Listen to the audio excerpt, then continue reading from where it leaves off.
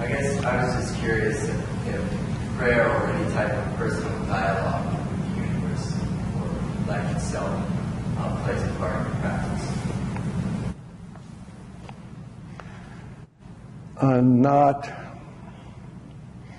in the traditional sense.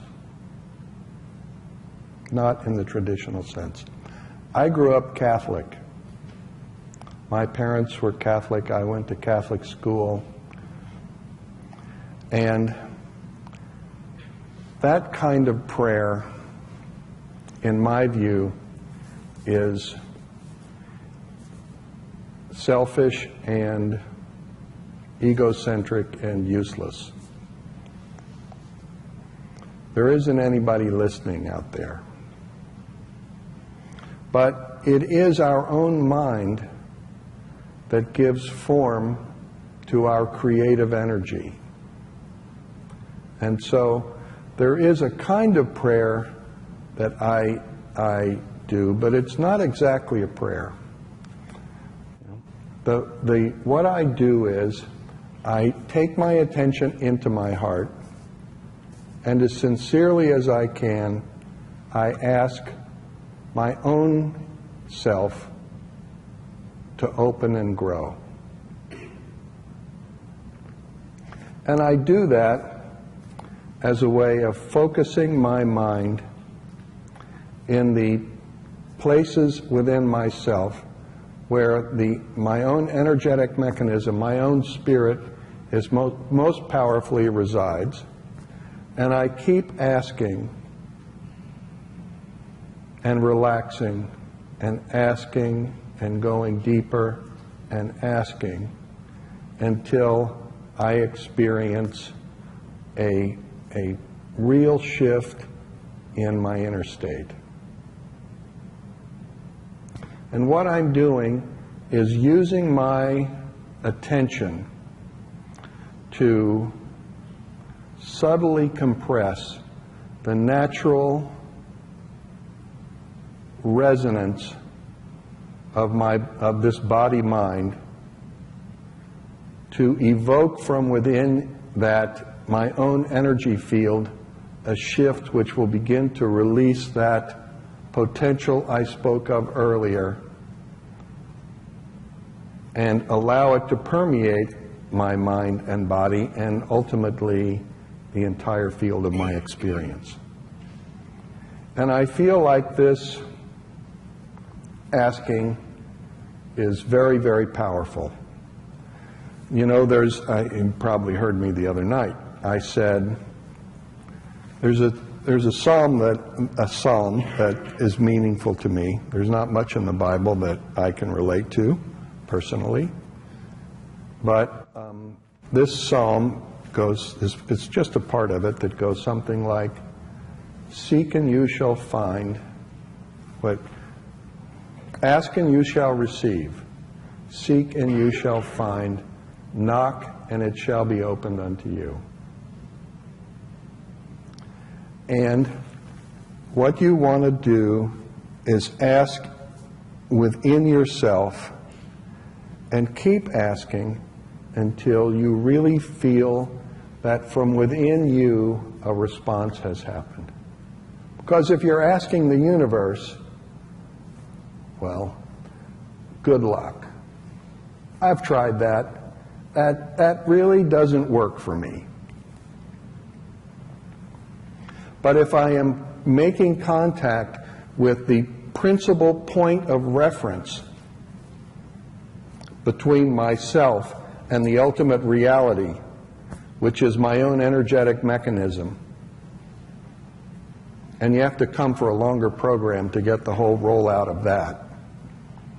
But when I am relating to my own energetic mechanism, which is the contact point that each of us has with the ultimate reality, then I am making a real contact through me to the ultimate reality, and it is an ultimate reality that will manifest as a change of state in my own mind, emotions, body, and entire life.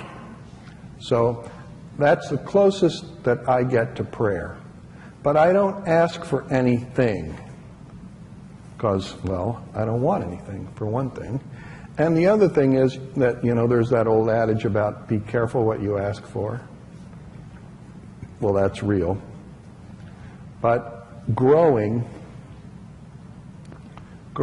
spiritually, growing intellectually and mentally and emotionally, growing in vitality, growing your energetic mechanism and your energetic field, that's very, very powerful and worthy of your conscious attention. The other thing this asking does, I was going to say, is this.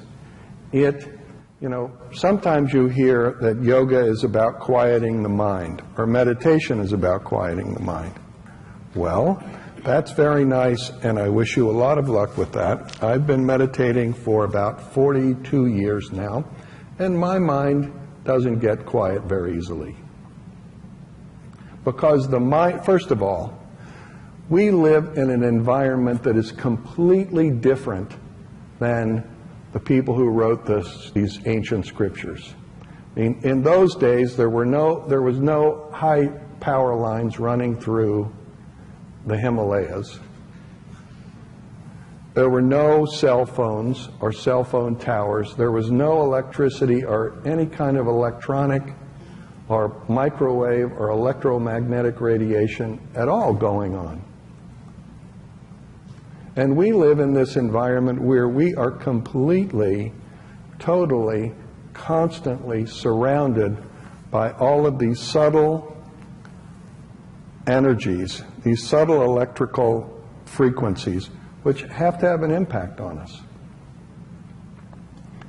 If you've ever been anywhere where there's no electricity for like a week, you'd be amazed at how different that feels. So this asking is about focusing your mind to the point where it does become completely clear and all the background noise has been drawn into your effort and everything becomes quiet. And at that point you will know a real change in your total state has happened. This is a simple practice that any of you can use,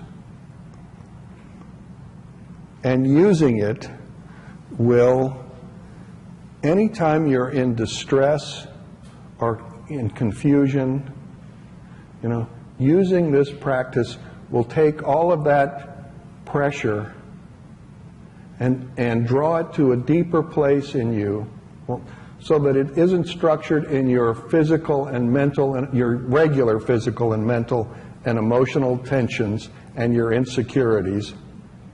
We'll bring it to a deeper place in you where it is absorbable as something powerfully positive. Asking yourself till you can feel your heart open and you get a positive response. And one other thing I want to mention about that is probably when you start doing that, especially if you've never done it before, the first thing you're going to hear, the first answer you're going to get when you start to ask like that is you're going to hear something like, oops, I have to be careful here. Yeah. Screw you. Your own inner self is going to say, no way. All your resistance will start to talk back to you, and all of the tension that you have built up, by not really connecting with your real life, will bark at you and say, not a chance. And you have to persist in your effort until you are completely sincere, completely, and totally connected to the heart of your own heart. And why would you ever want to live your life not being connected to the heart of your heart. Without that connection, what is this whole business anyway?